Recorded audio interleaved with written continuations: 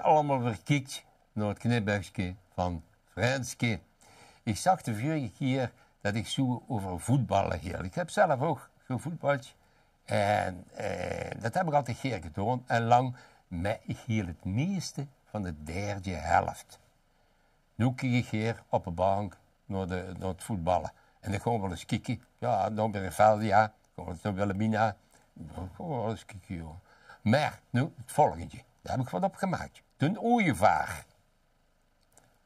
Mam, vroeg het mensje, misschien klinkt het raar.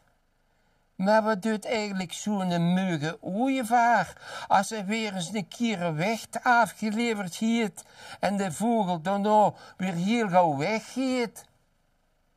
Ach, zegt de moeder geloten, nog een echte kwiekie. Op een bank liggen, bier drinken en voetballen kieken.